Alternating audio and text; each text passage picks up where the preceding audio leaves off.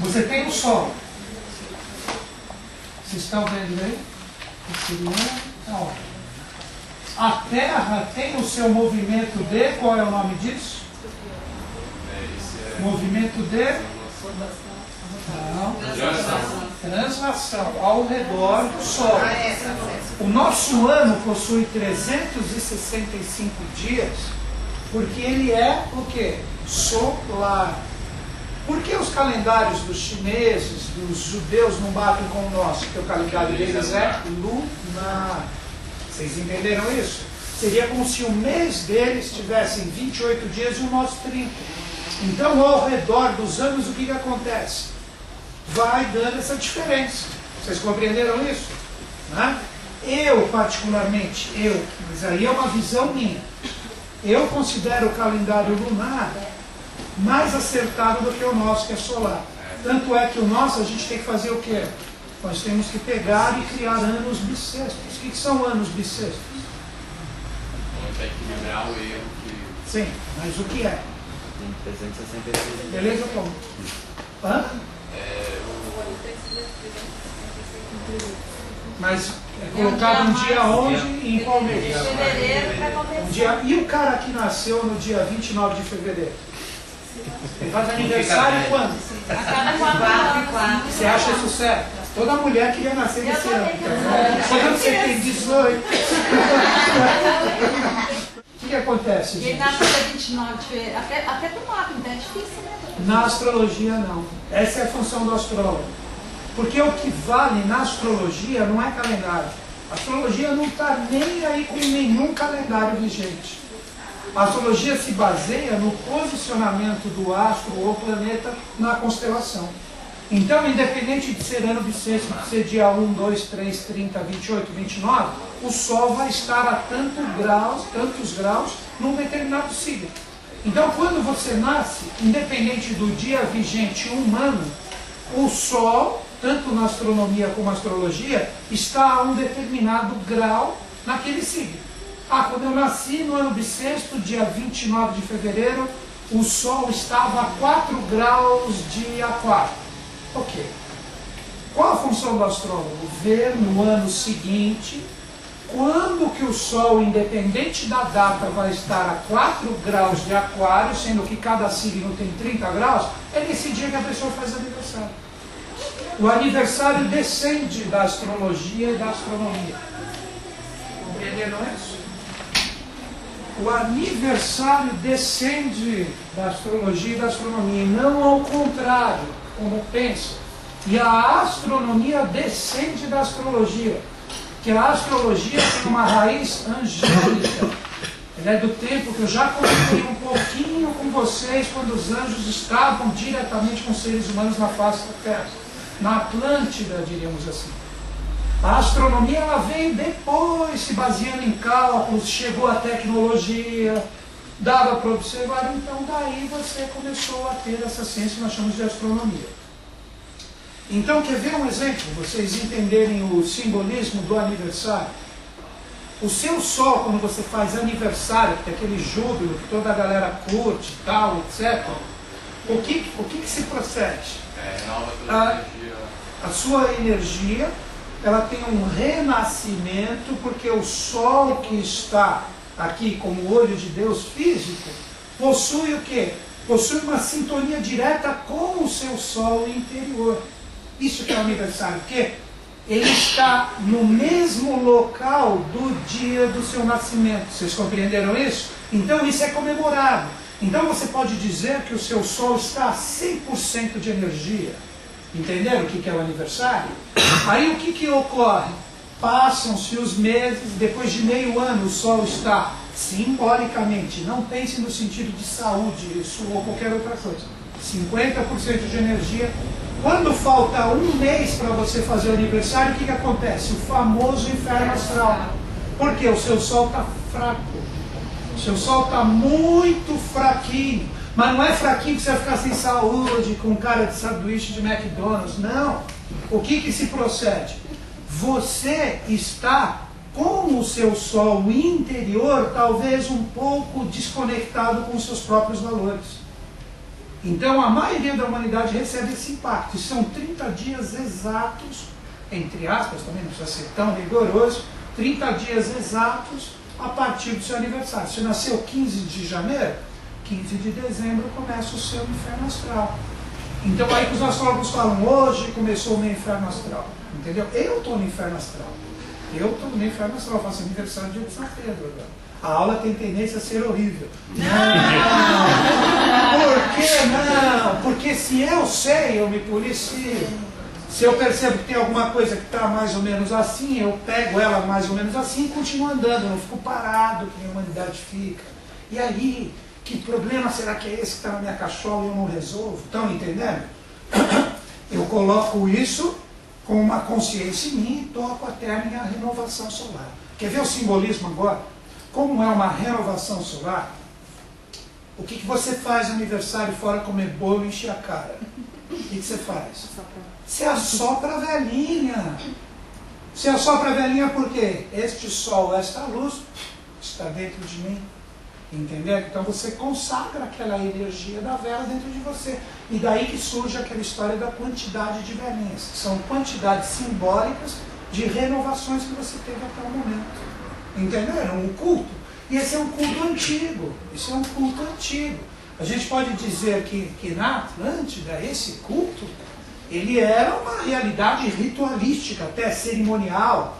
Pode ser que todo dia você tinha uma cerimônia, ou um templo, ou uma realidade ritualística ligada a todos que estavam aniversariando ali. Pegaram isso?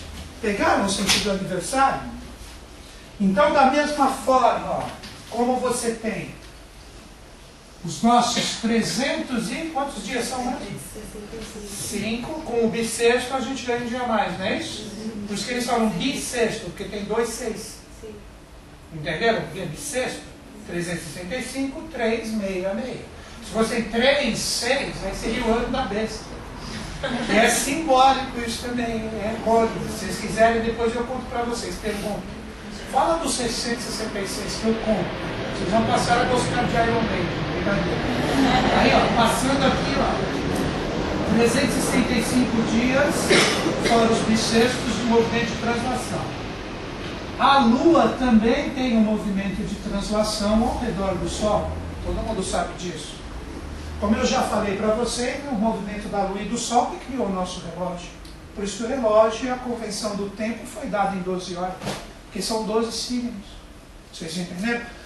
E o ponteiro de horas é o Sol e o ponteiro de minutos é a Lua. A cada volta que o ponteiro de minutos dá completa, aquele que representa o Sol deu uma.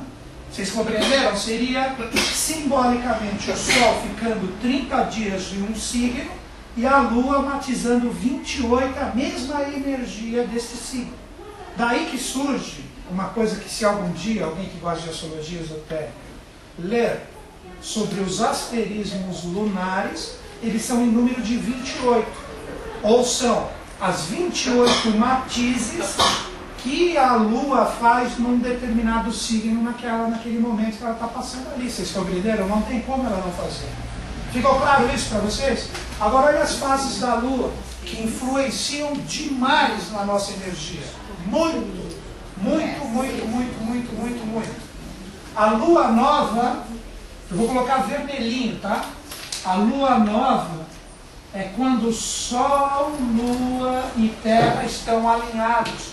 Ou a Lua está entre o Sol e a Terra. Vocês compreenderam isso? Ó, o movimento lunar, vamos colocar que ele seja assim, ok? Pegaram isso? Ó, está alinhado. Agora guarda o seguinte, presta atenção em mim que é importante. A eclíptica, ou lugar no céu, aonde existem os 12 signos, por onde todos os planetas passam, possui 16 graus, o tamanho. Tem a parte central, isso aqui, ó, eclíptica é o nome. Eclíptica. Alguém já ouviu falar nesse nome? Os antigos escrevem eclíptica, eclíptica. Como eu tenho mais de 1 milhão de anos, eu escrevo eclíptica. Está aqui, ó, eclíptica. é o lugar onde passam todos os planetas, Sol, Lua, Mercúrio, Vênus, até chegar a Plutão. Entenderam? Todos passam aqui. E o que é eclíptica? São os signos. Entenderam da onde foram criadas as constelações? Os antigos observavam o movimento de todos os planetas e eles percebiam que eles passavam sempre no mesmo local. Não era assim, a Marte está dando uma volta aqui, não, agora eu resolvi dar uma volta lá para os confins, daqui a pouco eu volto. Já pensou que caos seria isso, se os planetas resolvessem fazer isso? Então, existe um trajeto. No sentido esotérico, com S, isso aqui é a coluna vertebral de Deus no firmamento. Assim como a coluna vertebral ou a coluna de vida do ser humano, onde está tudo. É a nossa eclíptica. E os planetas representam o quê? Os centros de força ou os chakras do ser humano. Vocês estão compreendendo? Então seria Deus se desenvolvendo aqui através desse movimento. E a cada ciclo, daí que os indianos falam yugas, as idades, Satya Yuga, Kali Yuga, porque representam momentos cíclicos do marchar desses planetas.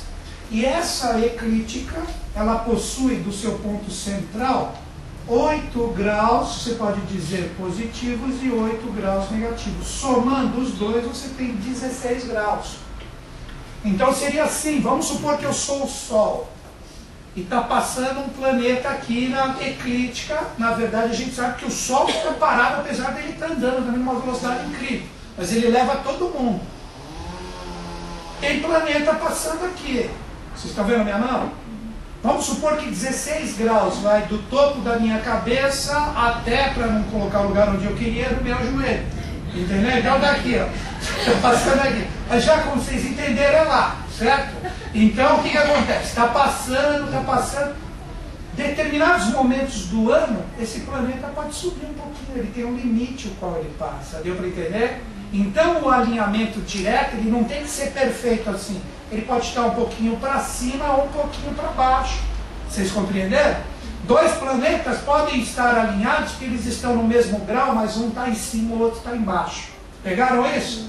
Eles estão no mesmo eixo vertical, mas no sentido, desculpa, no mesmo eixo horizontal, mas vertical não, eles estão separados, porque eles podem jogar nesses 16 graus aqui do ponto central. Pegaram esse movimento? Por isso que muitas vezes você pode chegar e falar assim, pô, hoje a Lua está alinhada com Vênus, hoje a Lua está alinhada com Vênus. Aí você olha no céu, está assim, a Lua zona aqui e o Vênus aqui em cima. Entendeu? Aí você fala, pô, mas como que está alinhado? Porque está fazendo o jogo dos 16, porque a conjunção dá nesse eixo. Você entendeu? Nesse eixo. Aqui pode ter um jogo. Se de repente Vênus estivesse aqui, já não está mais ou menos junto, ó, porque um está a tantos graus, de repente esse está a 15 graus, e esse aqui está a 9 graus. Você entendeu? Contando de 0 a 30 aqui.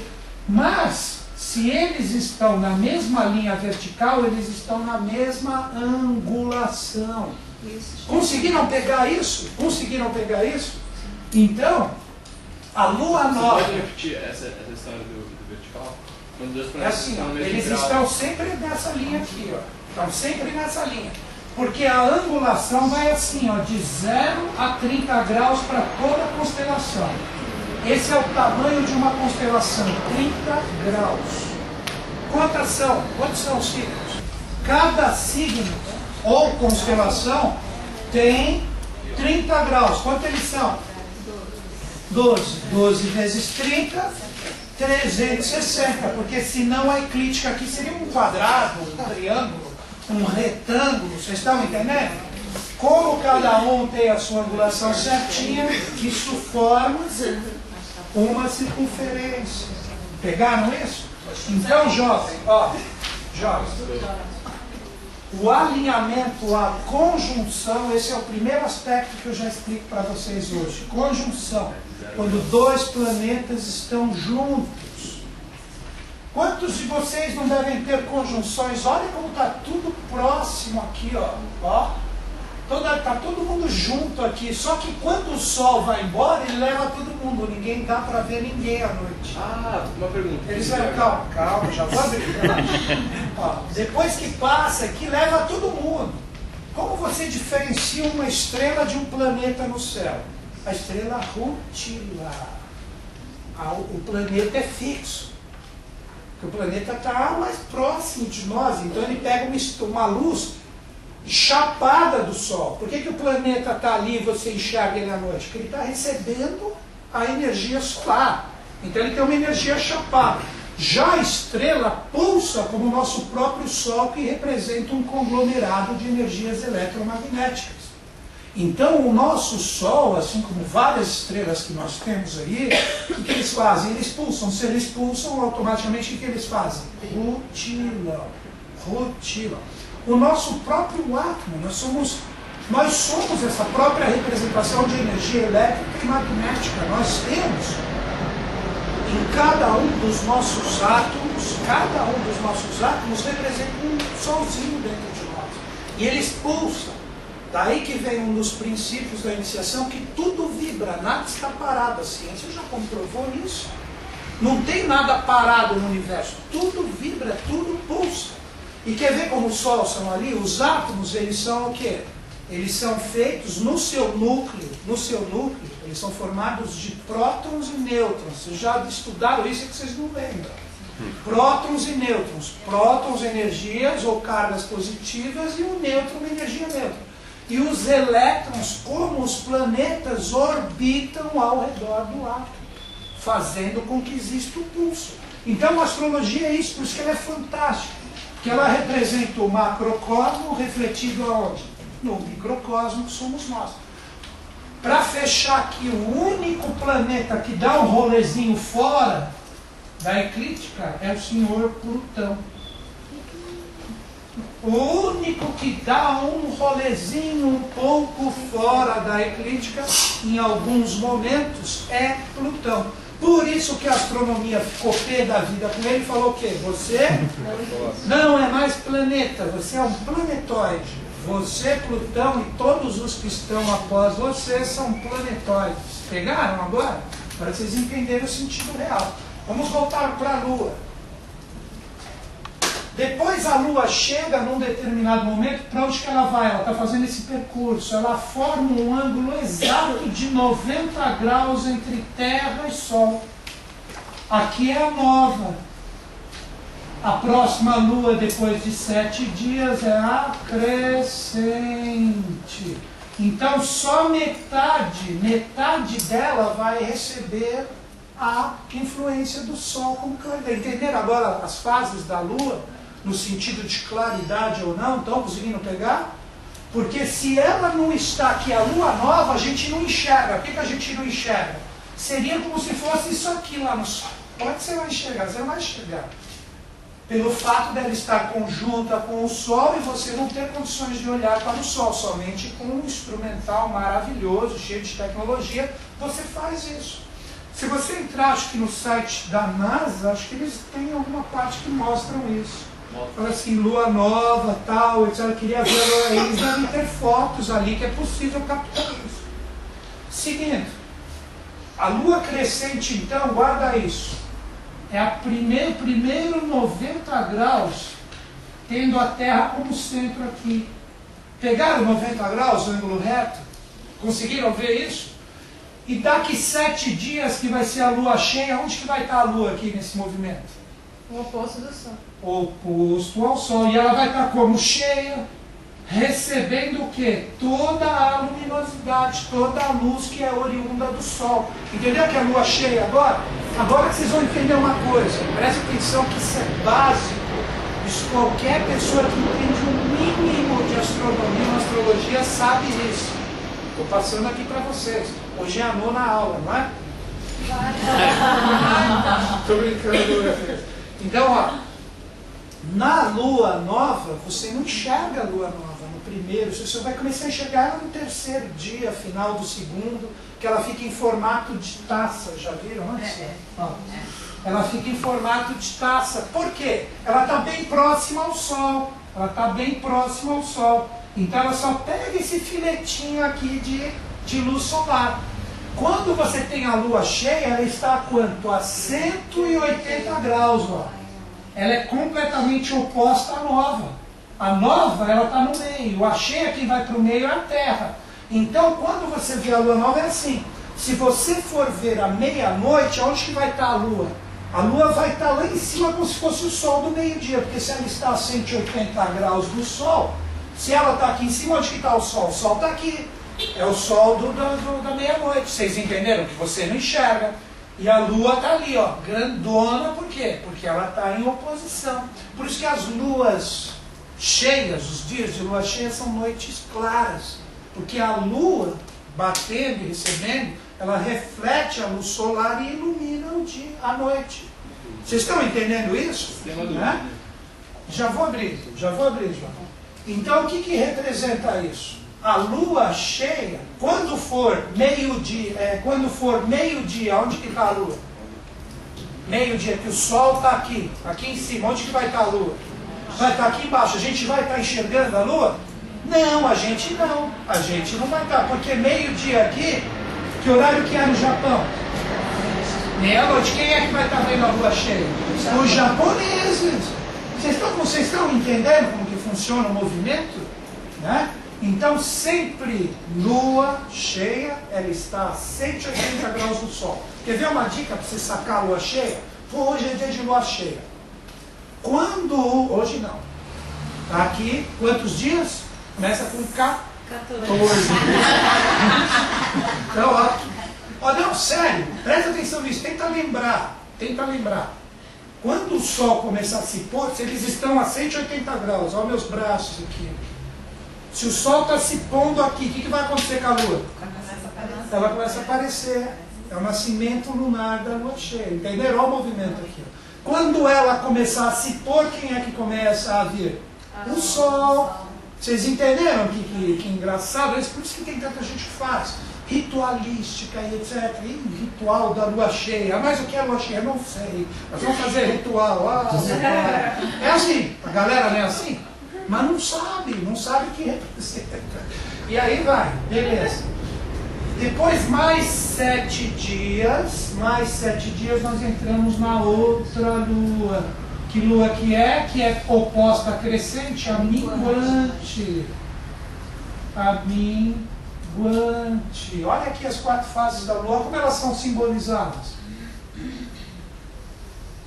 Agora você vai entender calendário. Você vai olhar o calendário e você vai se achar tão importante. Agora eu sei o que é isso. Você vai contar para todo mundo. Né? Então a lua nova, ela é toda assim, cheia de sombra, por quê? Porque ela está encoberta pelo sol. A lua crescente.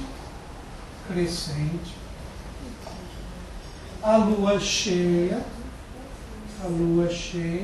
E o oposto à lua crescente, eles colocam esse símbolo aqui, entenderam? Oposição? Agora vocês entenderam, para lá é crescente, para cá é a lua minguante. E a Terra está aqui no centrinho do processo. Você pode colocar assim, ou o Sol, tanto faz, como você quiser. Não é? Mas existe um sentido de interpretação aí que a gente tem que ter.